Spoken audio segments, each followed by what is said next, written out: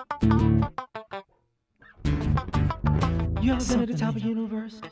I'm gonna take it. What's happening, fam? L.A.R. movement still moving. Subscriber die trying. You see the thumbnail. Rashawn Holmes, basketball player. Thinking about Vashawn Leonard. That was a long time ago. So, this basketball player, Sacramento Kings. Him and his ex-wife getting into a custody battle, and after years, he finally won full custody of his child.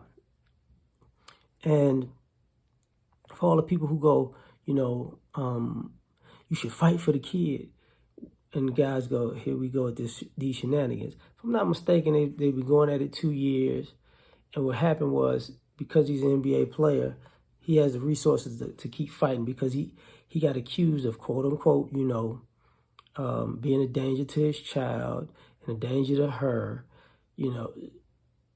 as a smokescreen for her to stall and ruin his name. So he wound up having a custody battle in 2 states.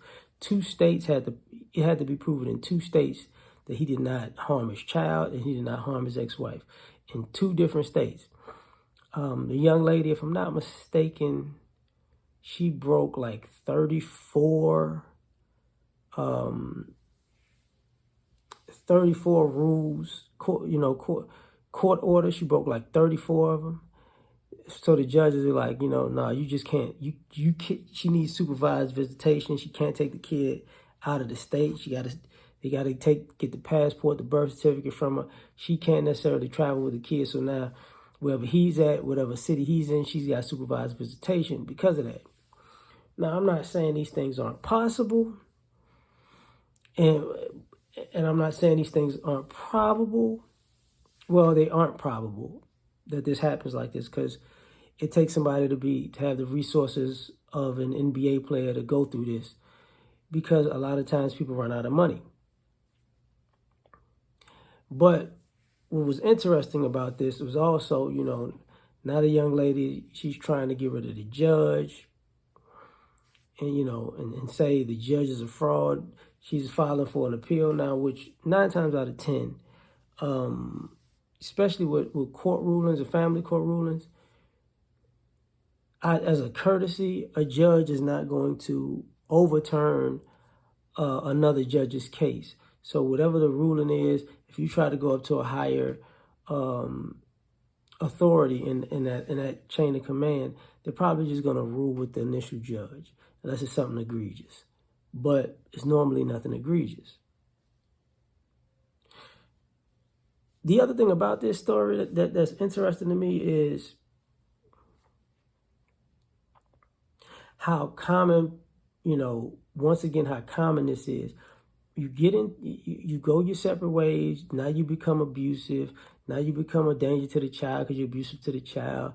Now, she needs an order, a protection order against you, order of protection, however you want to call it. This is family court custody battle 101. Be the victim, cry it up, and then leave the man to prove that you're lying over and over and over and over again, and to the point where the court catches you in lies over and over and over and over again. But since you're a woman and you're the mother, they really don't call you to the carpet and hold you to task about these things.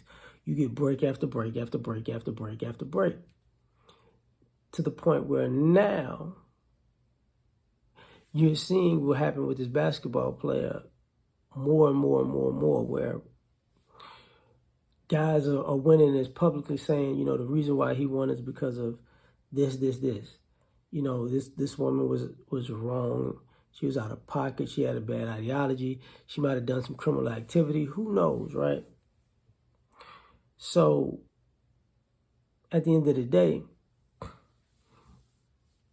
when people say, when you fight, what are you going to go through? It's this type of stuff. And think about the lawyers that prolong this type of stuff. Like, let's keep it going. Let's keep it going. I'll get you the win. I'll get you this win. You don't know how many lawyers this guy's probably been through, or this young lady now. But I do know the drama very much so exists. And I do realize that at the end of the day,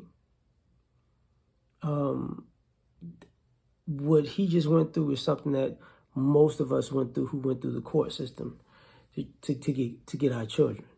You know, it's just overly skewed. A woman can make too many mistakes. A mother can make too many mistakes.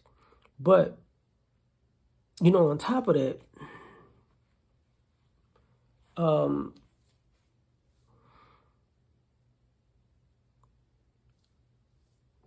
how can I say this? Not returning the child. Like, this is the type of person who wouldn't pay child support, who wouldn't return the child if the child was gone on a separate occasion, because she didn't even turn the child over at the designated date. So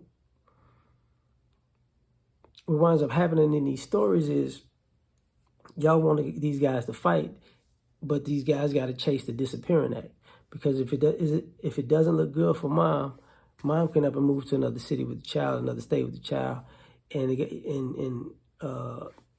Rashawn was talking about how the child was manipulated. So a lot of these children get manipulated to thinking this person is the bad guy, when they basically dealing with Stockholm syndrome from being with their abusive,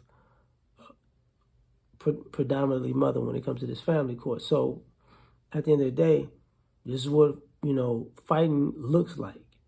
And it shouldn't look this way, but that's the norm. So we just got to deal with the reality. And at the end of the day, realize what guys choose to do with that reality is actually their decision. It's not yours. So I'm done. Like, share, subscribe, or die. Try and catch you on the next one. Peace.